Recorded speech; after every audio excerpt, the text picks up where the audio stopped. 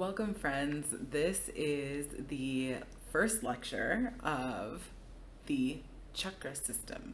So today we are going to be discussing the root chakra. We're going to start at the bottom.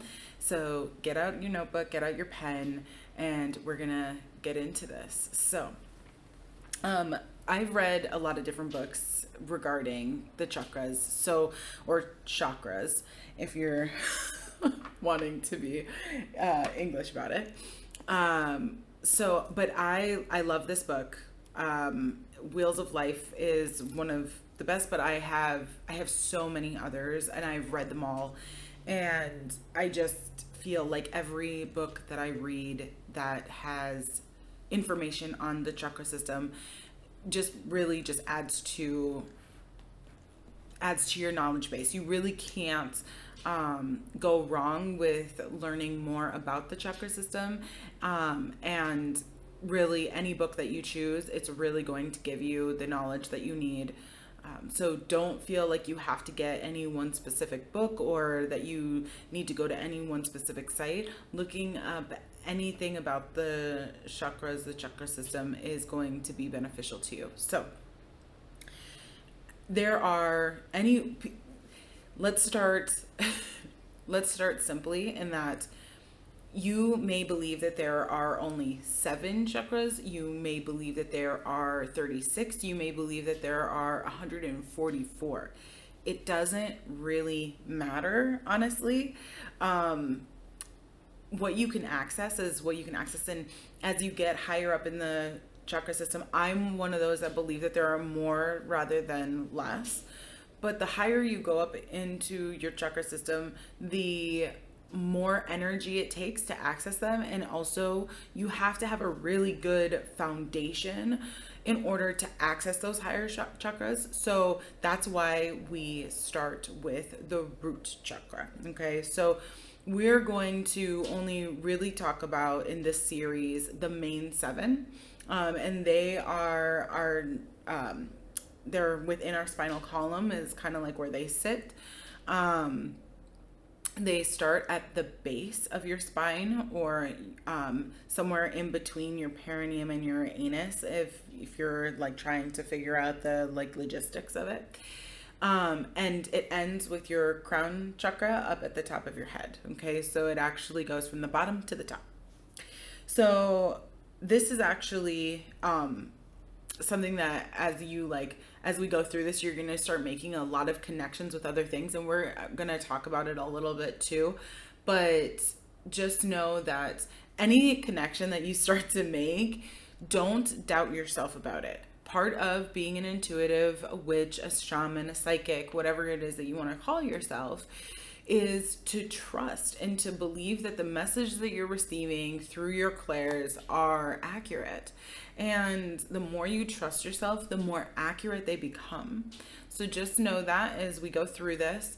And also know that the more work that you do with each of your chakras, and the more that you get in touch with them, the more that you work with them, that you look at them, that you see them, the more that you will be able to expand your gifts and your knowledge. So this and meditation is really where I encourage everybody to start. So any client that does one-on-one work with me, this is where I encourage them to start. So you are getting this, my very first lessons with my clients for free through this channel here. So without further ado, let's get started.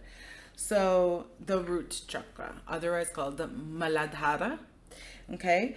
And forgive me for anybody who is actually really amazing at Sanskrit. Muladhara is the Sanskrit word for the root chakra, okay? It's located, as I said, at the base of your spine. And the element is earth. I'm reading off my little list here of all the things, because sometimes it's hard to remember them all. The function is to help you survive and keep you grounded. Okay, and this we'll get into, and we'll talk more about that. The glands that it controls are the adrenals, and the adrenals are located at the tops of your kidneys on both sides, excuse me. And they are the things that produce hormones that that regulate the fight, flight, freeze response, that regulate your immune system, that regulate your response to stress. Okay. And so as we get into more about what the root chakra holds and controls and deals with, this will make a lot more sense as well. Okay. This also is a place that holds family stuff and like maternal and paternal like family stuff. It holds our ancestral stuff in here as well. More body parts obviously that are included here are the legs, feet, your knees, all of that, right? The lower part of your body. I've also found working with clients that within the root chakra itself, it also can sometimes deal with more like sexually related stuff. It's really close to the sacral chakra, and that will be in the next part of the series. But because they're so close, they can interact with each other quite easily. The suit in tarot that the root chakra is kind of rolled by is the pentacles, which if you know anything about tarot, the pentacles are about wealth, earthly things, stability. So that is very one-to-one with the root chakra and what it deals with. The planets are Earth and Saturn, which if you know anything about astrology, Earth obviously is our planet Earth, the Earth. And Saturn being about the material, I think of Saturn as like the metal planet, which is strange and probably not accurate. And please don't take me, don't take my words when it comes to astrology or numerology. 100%. I'm not, that's not really where my expertise lies within this, but I can certainly point you to some of the best, astrologers kind of in the business. So let me know if you're if you're interested in that. And, eventually I'll have a series. Maybe I'll have a breath of life conversations with some of these just amazing astrologers who can tell us more about the planets and things like that. So getting back to the different things that the root chakra kind of controls, right? The foods that we think of that are related to the root chakra are proteins and meats. Now, if you're a vegan or a vegetarian, protein is the key word there. But I also want to call some attention to about the history of this, right? And knowing that like veganism and vegetarianism is quite a luxurious choice to make in one's life. That hunters and gatherers were hunters and gatherers for a reason, right? And that our species developed from those Homo anything, right? Like we're Homo sapiens, but came before us, Homo erectus and all those others, right? That it was necessary, right, to feed our bodies. And so in order to do that, you cannot just survive purely on plants at that time, you know. So when I think about our evolution, it's certainly become so much easier for people to be nutritionally healthy as vegetarian and vegans. And with the invention of importation and exportation, right, we can have access to so many more higher protein level plants and things like that. So just know that like part of the reason for like why like proteins and meats is the like thing that is like controlled by the root chakra is because of where we've come from, not where we are currently. Okay. The Archangel is Ariel, and the chief force is gravity. Okay. And once again, if you're thinking about this and making connections about this, this makes a lot of sense. Gravity is the thing that holds us to the planet, right? Our planet is Earth. Earth is governed by the root chakra, right? So as we go through this, continue to think along those lines. Continue to make those jumps and those leaps, right? Because they all make sense. They all have a purpose, right? Solid earthly things are what makes our body up, right? We are solid matter. And the root chakra is going to really be the thing that is like the function of that, okay? So when you are looking at your root chakra, you are going to see what we would hope to see, if it is balanced and healthy, is I kind of see them as about a fist size, about the size of my fist, really. A fist size circle or wheel. So the word chakra is wheel in Sanskrit. And it's a 3D, but I see it as a 3D sphere. And it's the color red. So the root chakra, when we're talking about it being balanced, is a like normal size. So for me, that normal size is that size of about a fist, or an orange if you need something, if you're like, well, my fist is huge. The size of an orange or an apple. And an apple is actually a great way to go about that. It's red. Think about it like that, okay? So think about fruit sizes. So the root chakra being about the size of an apple, relatively, it's red. The sacral chakra, which is orange, we'll get to that next, is the size of about an orange. So think about it like that as we go through, and I'll try to think of other spherical shaped fruits that have the different colors of the chakras. We'll go with that. Okay. So we really want to talk about, when we're talking about the root chakra, we really want to talk about our connection, right? Our deep connection, our rooted connection. It's not by accident that the root chakra is called the root chakra. It's not an accident that it's at the base of our spine, which is closest to the earth, that is connected to our legs, which touch the earth, right? There is a reason for why when we are looking for our place in the world, why when we are ungrounded, why we feel like we don't have a path. So many of us who are ungrounded, where our root chakras are out of balance and out of alignment, why we are incapable of finding a sense of self and a sense of belonging and like here-ness, is because we're so busy looking up and around and not looking down at our feet where our feet touch the earth, and we're not grounded and we're not looking for the path on which we're supposed to walk. So whenever I'm working with clients and I'm looking at their root chakra and I go, your root chakra is really out of balance, and I start peeling away the layers, I really think about the questions in which they brought to me. And typically those that are really struggling with a sense of purpose really have a lack of foundation and a lack of a strong root chakra. Okay. So this brings us to what it is that we need to do in order to bring about a really strong foundation. So this is why I say that meditation is where we start, right? Meditation and studying the roots, or studying the chakra system, is where we have to start. We have to, in order to fix our chakra system, we have to meditate on it. We have to think about, and I'll pause here for a second and say, meditation, I'm going to do look out for a video on how to meditate, what a meditation is, because there are different types of meditations. Number one.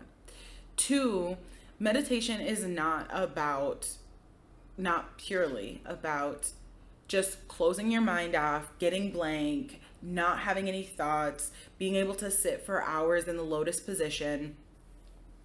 That is not what meditation is about. It's certainly not where beginners should start, particularly when they're looking to reach their highest and greatest selves, find their path and purpose in life, and to be one with source and divinity, God, whatever deity it is that you believe in, right? in order to be able to balance out our chakras, we really do have to be very cognizant of our thoughts, and we need to be very cognizant about our belief systems, right? About who we are. And that starts at our root. So when I am working with clients and we're talking about their path and purpose and we're talking about who they are, right? I always like to start out in here, right? This box, right? I'm asking them about their belief systems. I'm asking them about what centers them. I'm asking about what grounds them. I'm asking about how they grew up. And so this is where, when I think about therapy, right? Like going to a therapist, a talk therapist, they will start up here, right? They start with all the surface stuff. They start with, oh, I'm not, they'll let a client say, I'm having a really hard time at work. I am, having a really hard time finding the love of my life, or I'm having a really hard time finding the friends that I can call my own, and all that stuff. And as the therapist works you through, right? She or he asks questions, right? Why is it that you're having a hard time with, having good, solid friendships, right? Well, I am really blunt, and they think that I am aggressive, and they think that I am a know-it-all. Of course, then the very next question that typically gets asked is, well, why are you saying these things? Like, where do you think that this comes from? And as you continue on down this path of questioning, you realize that a lot of those things come from when you were little, right? Your foundation, when you were born, how you were raised, right? This is the beginning. And all of that is held within the root chakra, okay? So when you are looking to fix the problems, the higher up problems, the things that are what we would consider like more elevated, right? The higher thinking, all that stuff.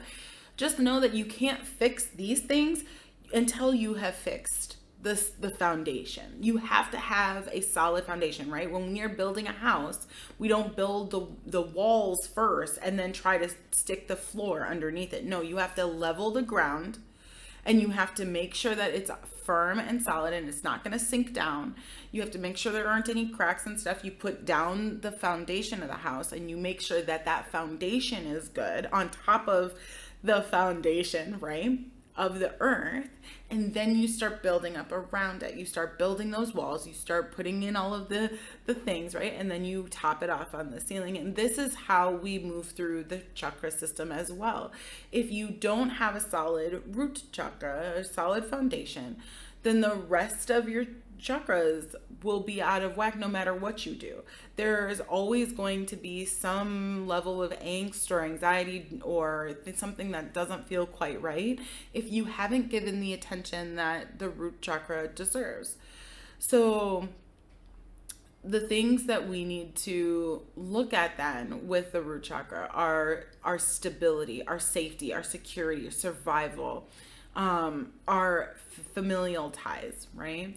As we work through these things, we get rid of our limiting beliefs that we have that have built the root chakra as we know it, and we solidify in it a sense of stability that can then sustain the rest of our chakras as we go through them.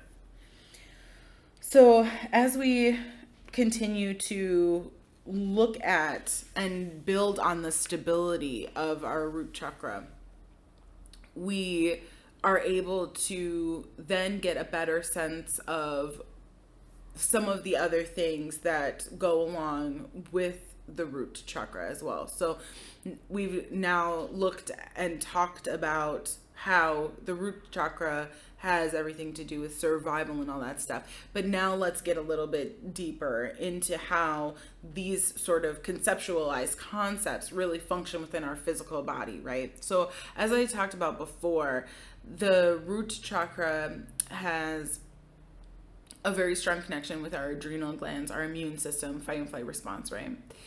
And so when we have a stable root chakra, we feel safe, right? When we feel safe, we also can give ourselves the nutrition and the things that we need in order to be healthy. And so if you're following along with me, right, you're thinking, if I'm feeling safe, then my cortisol levels are at normal levels. They're down. I'm feeling safe. I'm feeling comfortable, right? That means my adrenals are not overreacting. My fight, flight, freeze response is not working, right? I'm calm and level. I'm able to feed myself. I'm able to feed my body the nutrition that it needs, meaning I'm making my immune system be at its highest level, right? These are all things that equate to having a solid physical being, right? The physical being is our foundation. The physical form of our bodies is what houses our soul and our spirit, right? And our soul and our spirit have everything to do with everything above that, right? So the other bit to look at when it comes to the root chakra is manifestation, right? As a culture, we are very ungrounded. We hold people to high standards. We put people on pedestals. We step on the little or the low in order to reach a higher thing. We value more intellectual jobs over more physical jobs. The problem with this is that when we are ungrounded, we are incapable of making our dreams come true. Now, let me further explain this. When I say making our dreams come true, right, we're talking about manifestation. We're talking about bringing in the things that we want into our lives, right? So let's dig into this a little bit, because I'm sure some of you are like, well, let's hold on a minute. Maybe not. I'm supposed to be able to think a thing and have it come into being, right? Everybody, or a lot of people, have seen The Secret, right? And it's this idea of law of attraction, that you think something and the universe conspires to bring it to you. And that's partially true, but the law of attraction, or The Secret, doesn't work in a vacuum. It doesn't work in isolation. One has to also utilize the law of inspired action, which is a function of our root chakra, right? Action, doing something to lay the foundation. Once again, we're gonna keep talking, we're gonna keep using these terms, right? You're gonna keep hearing foundation, solid, grounded, centered, right? Gravity, right? These things to make it so that we have something to go off of, right? I can say I want Breath of Life to be a flourishing, thriving business. I can think that all I want, but if I don't have containers that work and allow you guys to come and book with me and be my clients and give you something that allows you to be able to say, oh, I understand this, right? I get this. This makes sense. Here's the blueprint, right? Then Breath of Life just stays a concept. So that is why the business is successful, is because we have these areas, right, where you can step and you can go, this is where I start and this is where I go next. These foundations have been laid, right? We also have to remember that manifestation needs limitation in order to work. So I like to tell my clients that think of something really grandiose, something that you want, right? And a lot of people say, well, I want $1 million, or I want $5 million, or I want $300 billion, right? Okay. The universe will conspire to help you with that. It will conspire to give you what you are asking for. But without limitations, you will always find that what you have asked for will not be exactly how you want it. We have to be specific, and we have to set limitations in order for it to work. You can say, I want something green, but what do you want that's green, right? So instead of saying, I want something green, say, I want to find a 4-leaf clover. That's something green, but you've now set limitations on it. And some people might think limitations is the wrong word here. Maybe being specific, maybe setting specifications is a better word for you. Whichever word you choose, it's fine. But you do have to remember that you can have all the dreams you want, but and the dreams coming up here, right? We're nowhere close in this series to be talking about the crown or the third eye chakra, right? But it relates here. So you can have thoughts, right? You can have dreams, you can have visions, right?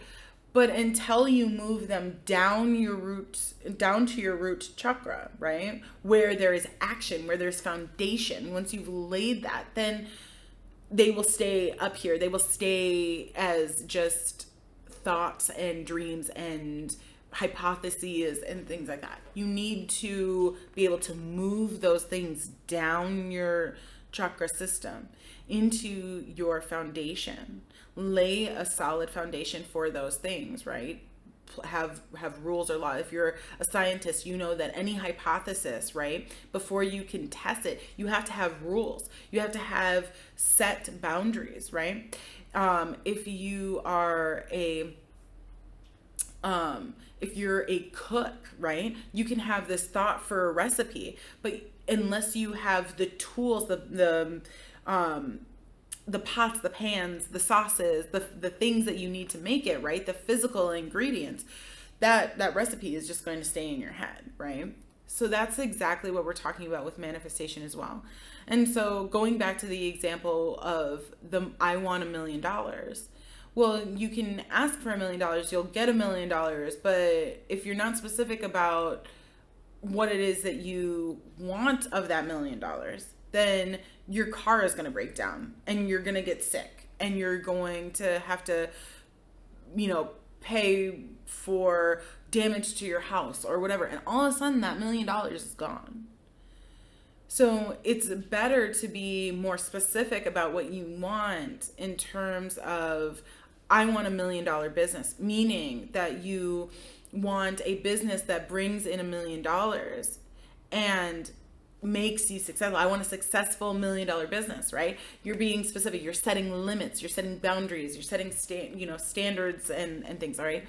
This is why being impeccable with your words, being so specific is so important, right? And we're starting here with this because as we move higher up into our chakra system, it becomes even more important to have this foundation, right? So when we're starting to talk about the things that we want to manifest, right, which is a function of our root chakra, right, where we start making manifest happen. Remember that, right? Remember that as we are specific, therefore our dreams become action, our action becomes physical things. I want to talk a little bit about our consciousness a little bit and how that relates to our root chakra. So many of us will think the root chakra is, of course, our base, our foundation, right? And what does that have to do with our consciousness? Well, our consciousness lives within our body. And if we are ungrounded as a body, if our root chakra is unbalanced, then our consciousness actually starts to take over. Our ego actually starts to take over. And what it creates is fear. Okay? As soon as we fear and that thought comes through, that thought isn't just processed up here. It's processed through our body. Our body, once again, as I already explained, is our foundation, is our spiritual foundation in this world, on this earth, right? And once we have fear, that thought of fear travels down our spinal column. So this is another connection, right?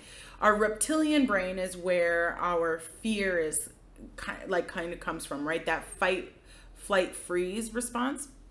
And once we have that thought of fear, which actually comes through our amygdala, which is deep in our brain, close to the back, it processes through our reptilian brain down our spinal column, sending messages of, oh my gosh, I'm afraid, which goes to our adrenal glands, which then spike our cortisol level, and it triggers our fight, flight response, freeze response, right?